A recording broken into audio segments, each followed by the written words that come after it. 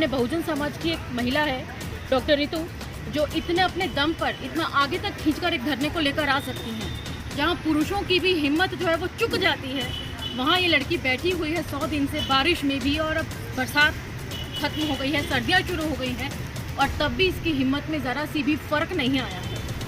बहुजन समाज जो है, यदि कोई फिल्म 100 दिन कंप्लीट कर जाए तो उसके लिए सोशल मीडिया पर एनालिसिस लिखता है कि फिल्म कितनी बढ़िया है, कितना क्या है। लेकिन इस बच्ची ने 100 दिन यहाँ पर कंप्लीट किए हैं, लेकिन क्या बहुजन समाज के सीने पर सांप नहीं लौट रहा? उसका ये फर्ज नहीं बनता कि इसके लिए एक लाइन लिखे अपने बोर्ड पे? मैं यहाँ पर सिर्फ इसीलिए आई हूँ क्योंकि मुझे खुशी है कि अपने बहुजन समाज की एक महिला में इतनी ताकत है कि वो एक धरने को इतना आगे तक लेकर आ सकती है। It's a time for celebration.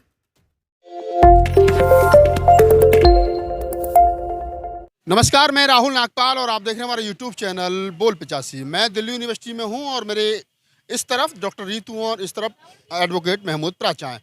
Ritu के आंदोलन को आज पूरे 100 दिन हो गए, यानी शतक लगा दिया रीतू ने अपने आंदोलन से मनुवादियों के सामने बैठ करके। 100 दिन में क्या उपलब्धि रही है, क्या कुछ पाया है, आंदोलन की दशा और दिशा आगे क्या रहेगी। बहुत सारे यहाँ पर इवेंट्स रीतू ने किए, लोगों को बुलाया, लोग उनके बुलावे पर आए और आगे भी लोगों को उम्मीद है। नौकरी नहीं, न्याय चाहिए। मैं पहले कानूनी प्रक्रिया जान लेता हूँ महमूद प्राचा जी से कि अब तक क्या क्या हुआ है, फिर रीतू से बात करूँगा, जानने की कोशिश करूँगा कि आगे क्या करना है। महमूद प्राचा साहब, 100 दिन पूरे हो गए, अब तक की क्या उपलब्धि है? देखिए, पहली उपलब्धि तो ये है जो सबसे बड़ी, और हमारे कुछ साथी मुझे आज पता लगा है कि वो हौसला छोड़ रहे हैं, बड़े बड़े साथी। तो पहले तो मैं उन सबसे गुजारिश करूंगा कि इस बात से कोई भी अपना हौसला ना छोड़े कि डॉक्टर रितु को न्याय नहीं मिल पा रहा है या डॉक्टर रितु को नौकरी नहीं मिल पा रही है। पहले दिन से, जब से हमने यहाँ आंदोलन शुरू किया था डॉक्टर रितु के पास ये ऑफ़र जो मनुवादी मानसिकता के लोग हैं वो रोज़ दे रहे हैं कि हम आपको किसी भी कॉलेज में नौकरी लगवा देंगे। अगर हमारा मुद्दा क्या है, डॉक्टर रितु को नौकरी दिलवाना, डॉक्टर रितु का खुद भी ये मुद्दा नहीं है कि मुझे एक नौकरी मिल जाए, क्योंकि हमने मनुवादियों को इसमें एक तरीके से दबा लिया है या एक तरीके से उनको कॉर्नर कर लिया है, तो वो एक एक आदमी को नौकरी नहीं दिलवानी है ना। ये जो दुर्घटना, ये जो प्रताड़ना डॉक्टर रितु के साथ हो रही है, वो किसी और हमारे बहुजन साथी के साथ ना हो। ये हमारा लड़ाई है, इसीलिए इस लड़ाई के लिए हमें थोड़ा लंबे टाइम तक संघर्ष करना पड़ेगा। डॉक्टर रितु में वो सब क्वालिटीज़ हैं जो एक अच्छे लीडर में होनी चाहिए, जो लंबे टाइम तक सस्टेन कर सके। ये नहीं कि 5 दिन बैठ के या एक दिन जाके कहीं एक बड़ा सा रैली कर दे, कुछ कर दे और उसके बाद वो इशू ख़त्म हो जाए। तो ये इस आंदोलन की सबसे बड़ी, एक तरीके से देखा जाए, जीत भी है, क्वालिटी भी है कि ये एक तो जमा हुआ है, आज सैकड़ा लगा दिया है, लेकिन फिर भी जोश खरोश में कोई कमी नज़र नहीं आ रही और हम जीत रहे हैं, क्योंकि हमारे पास मैसेजेस आ रहे हैं कि आप किसी भी प्रकार से अपनी शर्तें जो हैं डॉक्टर रितु तक कन्फाइन कर दो, हम सब बात मान लेंगे। यहाँ तक कह रहे हैं कि हम प्रमोशन दे के, एक प्रमोशन के साथ जॉब दे दें। ये मैं अपने दर्शकों को बता दूं, जो महमूद प्राचा साहब कह रहे हैं 100 दिन की बड़ी उपलब्धि है। वो ये कह रहे हैं कि मैं प्रोफेसर रीतू को जिस पोजीशन पर वो पहले थी उससे थोड़ा सा आगे बढ़ा करके, प्रमोशन दे करके वो शामिल करने के लिए तैयार है, वापस बुलाने के लिए तैयार है। बकर साहब बैठ करके टेबल पर बात कर लीजिए। फिर क्यों बात नहीं कर रहे हैं आप लोग? अगर डॉक्टर रितु इस बारे में बात कर लें या मिशन सेव कॉन्स्टिट्यूशन का कोई भी व्यक्ति इस ऑफर को सुन भी ले, स्वीकार करने की तो बात ही नहीं है, तो हम अपने आप को ही अपनी नज़रों में गिर जाएंगे। डॉक्टर रितु की लड़ाई डॉक्टर रितु की है ही नहीं, यही हम बता रहे हैं सबको। ये सारे समाज की लड़ाई है और एक महिला बैठी हुई है तो उसको सारे समाज को सपोर्ट करना चाहिए, बगैर क्वेश्चन किए, बगैर उसके ऊपर कोई और बोझ डाले। वो पहले ही कुछ ना कुछ तो, हालांकि दबाव नहीं लेती हैं वो, लेकिन कुछ ना कुछ तो दबाव होता ही है ना। दूसरी बात यह है कि पूरे देश में इसकी वजह से जितनी जागृति आई है इस इशू के बारे में, वो क्या कम बड़ी उपलब्धि है। हमारे लोग जाग ही जाएं, बाबा साहब हमें क्या क्या दे के गए हैं वो ही समझ जाएं और हम क्या क्या ले सकते हैं। जैसे डॉक्टर रितु को एक प्रमोशन ऑटोमेटिक मिल रही है, तो ये हमें सबके लिए एक एक प्रमोशन ऑटोमेटिक चाहिए, बैकलॉग चाहिए। जो अभी आज, जो अभी भी हमारा मैसेज पूरा नहीं गया है, लक्ष्मण यादव साहब को कल निकाला गया है ना, इसका मतलब अभी भी हमारे आंदोलन में कुछ कमी है। अभी भी मनुवादियों ने, अम्बेडकरवादियों से डरना शुरू नहीं किया है प्रॉपर तरीके से। मैं अपने दर्शकों को बताता चलूं कि प्रोफेसर लक्ष्मण यादव बहुजन समाज की मुखर आवाज़ हैं, चाहे 13 पॉइंट रोस्टर का मामला हो, चाहे 2 अप्रैल भारत बंद का मामला हो, चाहे रीतू के साथ कंधे से कंधे खड़े रहे, वो देश में कोई भी बहुजन समाज का प्रोटेस्ट आंदोलन हो हमेशा सबसे आगे रहते हैं। और यही शायद अपराध था। 14 साल से दिल्ली विश्वविद्यालय में पढ़ा रहे हैं और 14 मिनट के एक इंटरव्यू के बाद में उनको बाहर का रास्ता दिखा दिया गया। रीतू के बाद में एक विकेट और बहुजन समाज के प्रोफेसर का गिर गया। आप कह रहे हैं कि अकेले रीतू की लड़ाई नहीं है, लेकिन सिलसिला नहीं रुक रहा है। लक्ष्मण यादव का भी नंबर आ गया, रतन लाल भी टारगेट पर है, उनका भी प्रमोशन नहीं हो रहा है। देखिए, अगर हम ये लड़ाई थोड़ी सी भी जीतते हैं तो ये मनुवाद की और जड़ और बुनियाद हिला देगा। ये आपको पता है कि एक भी SC ST OBC और माइनॉरिटी के अलावा दिल्ली यूनिवर्सिटी या किसी भी दूसरी यूनिवर्सिटी में किसी और जो कम्युनिटी है उसका टीचर रहेगा ही नहीं। सबको हटाना पड़ेगा क्योंकि बैकलॉग इतना ज़्यादा हो गया। ये आप इसकी सीरियसनेस को समझिए। क्या मजबूरी है? सरकार कॉलेज प्रशासन के नाक में नतेल नीतू ने आप लोगों ने डाल रखे, उसके बाद भी नहीं समझ रहा, झुक नहीं रहा है। लक्ष्मण यादव का नंबर आ गया, उनको निकाल दिया। क्या कारण है? बैकलॉग भी है, प्रोफेसर्स की कमी है, जो लोग अच्छे बेहतर तरीके से पढ़ा रहे हैं। अगर लक्ष्मण यादव 14 साल से अच्छा नहीं पढ़ा रहे तो पहले निकाल देना चाहिए था। 14 साल पढ़ाने के बाद में 14 मिनट के इंटरव्यू बाहर निकाल देना, ये कौन सा है? मैं ही तो आपको यही बात बता रहा हूँ ना कि अगर हम आंदोलन में जैसे जैसे एक एक कदम बढ़ाएंगे वैसे वैसे हमारा, तो मैं आपको ये बता रहा हूँ ना, ये तथ्यात्मक बात कर रहा हूँ, कानूनी बात कर रहा हूँ। एक भी टीचर SC ST OBC और माइनॉरिटी के बगैर एक भी टीचर पूरी दिल्ली यूनिवर्सिटी में नहीं रहेगा। ये कानून कहता है और ये जो तथ्य हैं वो कहते हैं, क्योंकि बैकलॉग इतना है। आप लोग ये कह रहे हैं कि एक भी टीचर SC ST का दिल्ली यूनिवर्सिटी में नहीं रहेगा? SC ST के अलावा, अच्छा, अलावा नहीं रहेगा। SC ST OBC के अलावा कोई भी दूसरी कम्युनिटी का टीचर रह ही नहीं सकता, क्योंकि उसको निकालना पड़ेगा। क्योंकि हमारे बैकलॉग की नौकरियां इतनी सारी ये चोरी करके खाए हुए हैं कि वो अगर लगानी शुरू करेंगे तो सबको हटाना पड़ेगा। जितने प्रोफेसर आज लगे हुए हैं उनको सबको निकालना पड़ेगा नौकरियों से और हमारा हक देना पड़ेगा। ये लड़ाई हो रही है, ये लड़ाई समझ सकते हैं। और हम तथ्यात्मक बात कर रहे हैं, हमने इन्हें कॉर्नर कर रखा है। हम जैसे आज सबूत पेश कर रहे हैं, हम ऐसे बहुत सबूत पेश करेंगे। नहीं, आप कह रहे हैं कि आपने कॉर्नर कर रखा है और आप तथ्यात्मक लड़ाई लड़ रहे हैं, ये बात तो ठीक है। लेकिन प्रॉपर रीतू के केस में जैसे मामला कोर्ट में अभी विचाराधीन है, क्या चल रहा है कोर्ट में? अगर एक लाइन में कंप्लीट चले तो लड़ाई कितने % जीती गई है? कोर्ट में देखिए हम 100% लड़ाई जीत रहे हैं और जीतेंगे। लेकिन कोर्ट की सबसे बड़ी समस्या क्या है? और ऐसा नहीं है कि हमें कोर्ट में कम लड़ाई करनी पड़ती है, कोर्ट में भी जबरदस्त लड़ाई होती है, बड़ी मुश्किल लड़ाई हो। लेकिन हमारे तथ्य इतने मजबूत होते हैं कि हम 100% जीतेंगे। लेकिन टाइम इतना लगेगा कि डॉक्टर रीतू के बच्चे ही नौकरी ले पाएंगे यहाँ पे। मतलब ये कानून में ये कानून में हमारी एक बड़ी समस्या है, टाइम लगने की। और ये भी एक तथ्यात्मक बात है। हमारे चीफ जस्टिस से लेके हमारे प्रधानमंत्री, राष्ट्रपति महोदया सभी इस बात को कहते हैं कि 20 साल लग जाएंगे नौकरी प्राप्त करने के लिए, तब नौकरी मिलेगी तो तब किस काम की। तो इसीलिए ये जो रास्ता है ये सबको न्याय दिलाने वाला है, ये जल्दी न्याय दिलाने वाला है। जरूरत इस बात की है कि कोई भी ऐसी बात ना करे जो कमजोरी की बात हो। एकदम पॉजिटिव रहें, हम लोग जीत रहे हैं, जीतेंगे ही। हम लोग साथ हो जाएंगे तो तुरंत जीत जाएंगे, थोड़ा देर लगाएंगे साथ होने में तो धीरे धीरे करके जीतेंगे। महमूद प्राचा साहब ने कहा, उनकी बात को अगर मैं एक लाइन में कंप्लीट करूं तो वो कहीं ना कहीं ये कह रहे हैं कि एक लड़ाई कोर्ट में लड़ी जाएगी, लेकिन कोर्ट की लड़ाई को जल्दी जीतना है, उसमें थोड़ी सी गति लानी है, तो एक लड़ाई रोड पर भी लड़ी जाएगी कानूनी तरीके से, जो कि कोर्ट में उस पर दबाव बनाया जा सके। एग्जाम्पल मैं देना चाहता हूँ 2 अप्रैल का 2018 का, आप सभी लोगों ने देखा है ना, सुप्रीम कोर्ट ने SC ST एक्ट को डाइल्यूट कर दिया। आंदोलन हुआ, कुर्बानियां हुई, उसके बाद सुप्रीम कोर्ट ने अपना जजमेंट स्वतः संज्ञान लेके कितनी जल्दी फैसला किया अपने ही खिलाफ। और मैंने ऐसा जजमेंट एक ही देखा है कि सुप्रीम कोर्ट ने अपनी क्रिटिसिज्म अपनी पहली वाली जजमेंट की थी कि हमने बिल्कुल गलत किया था, ये नहीं होना चाहिए था, ऐसा नहीं, ऐसा होना चाहिए था कि SC ST के लोग कभी झूठ नहीं बोल सकते। ये फाइंडिंग आई है उसमें कि बाकी सब लोग अगर झूठ नहीं बोलते तो ये भी नहीं बोल सकते, ऐसा उनके साथ पक्षपात नहीं होना चाहिए।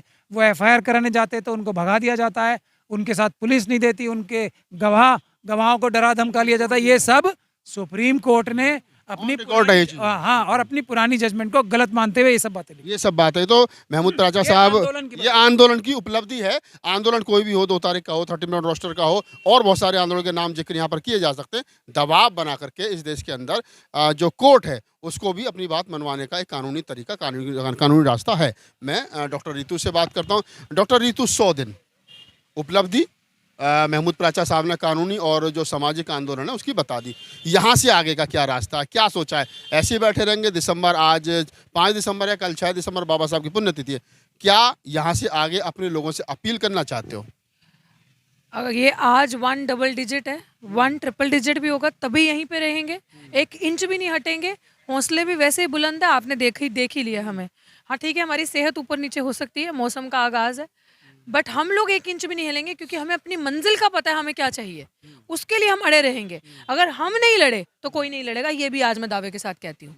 क्योंकि मनुवादियों की छाती पे जहाँ आरएसएस बैठा है, जहाँ ये जातिवादियों का अखाड़ा है, यहाँ पैर जमा के आज हम बैठे हैं, 100 दिन हो गए, अनडिफीटेबल यहाँ बैठे हैं, और ये ऐसे ही रहेंगे। और हमारे डिटर्मिनेशन, अनवेवरिंग फेथ जो हमारा है वो ऐसे ही रहेगा। और ये चीज़ हम इसलिए नहीं कह रहे क्योंकि हमने बाबा साहेब को नहीं माना, सिर्फ बाबा साहेब की भी मानी है। और अगर की मानी है तो सड़कें ही आपको रास्ता बताएंगी कि आगे कहाँ जाना है। और जिस तरीके से प्राचा साहब ने बताया कि कानूनी जो प्रक्रिया है वो तो हम कर ही रहे हैं, वहाँ पे तारीख मिलती है, लेकिन हम क्यों छोड़े सड़क? हम अपना अधिकार यहाँ से लेंगे ना, हम इनको एक्सपोज तो करें, हम एक तो हो रहे हैं, समाज को जागरूक तो कर रहे हैं, हम लड़ाई तो लड़ रहे हैं। आपने खुद बताया कितनी डॉक्टर रितु, कितने प्रोफेसर लक्ष्मण यादव, हम यहाँ रोकने के लिए बैठे हैं इंस्टीट्यूशनल मर्डर्स नहीं हो। और यहाँ पे एक से एक जिसमें अच्छी प्रतिभा है, प्रतिभाशाली लोगों को निकाला जा रहा है। तो ये आप सामने देखो, ये है इंस्टीट्यूशनल मर्डर।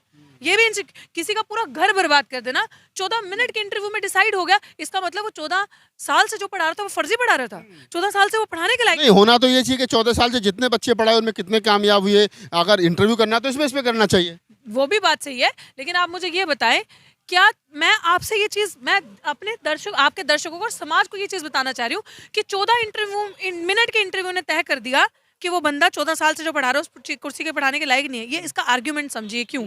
क्योंकि वो पैर नहीं छू रहा, वो झुक नहीं रहा, वो आरएसएस की चाटुकारिता नहीं कर रहा, वो उनको खुश नहीं कर रहा, वो कॉम्प्रोमाइज नहीं कर रहा, वो लोगों को जागरूक कर रहा है, समाज को आईना दिखा रहा है, समाज को जागरूक करके सामाजिक न्याय की पाठशाला करके पढ़ा रहा है कि असली इतिहास ये है, जानो अपना इतिहास। जो हम यहाँ से मुहिम चला रहे हैं सड़क से, वो वहां से चला रहे हैं। तो जब आप ये काम कर रहे हो तो इसका मतलब आप उस पोस्ट पे पढ़ाने लायक नहीं हो इन आरएसएस वालों के लिए, इन सत्ता में बैठे चोरों के लिए। ये मतलब है कायदे से फर्ज तो ये बनता है, जो 131 चोर ठग रिजर्वेशन का सहारा लेके वहां पे बैठे हैं, हमारे SC ST किस काम के हैं? वो उनके समाज का गला कट रहा है, होनहार लोगों को बाहर निकाला जा रहा है, वो बोल रहे हैं।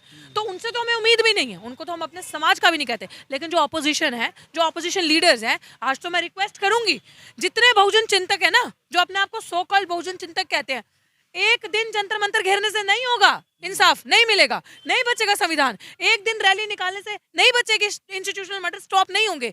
आपके लोगों को जिनके मुंह में जुबान है, जो जागरूक कर रहे हैं, उनको धीरे धीरे खत्म किया जा रहा है। आपको आंदोलन करने की जरूरत है, संगठित होने की जरूरत है। और I really take it as a compliment कि 100 दिन हमारे बहुजन समाज ने, हमारे लोगों ने जो साथ दिया, उस वजह से ये आंदोलन 100 दिन तक टिका है। ये बहुत बड़ी उपलब्धि है। हमें समझ में आया कि निकलो तो सही, कारवा अपने आप बनेगा। आप सब कुछ कर सकते हो, डरना नहीं, झुकना नहीं, टिकना नहीं। यही 3 चीजें आपके पास होनी चाहिए, हिम्मत।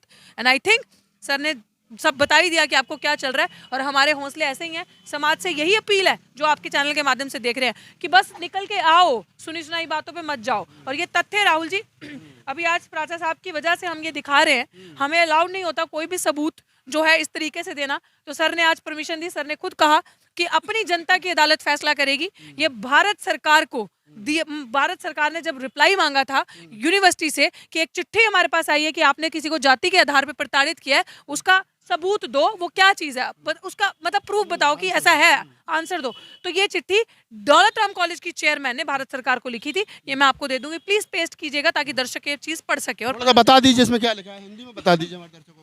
इसमें तो मुझे लगता है प्राचा साहब भी बेहतर बताएंगे। ये लिखा है, ये चेयरमैन साहिबा ने लिखा है। चेयरमैन साहिबा वो हैं जो दौलत राम कॉलेज की चेयरमैन साहब हैं।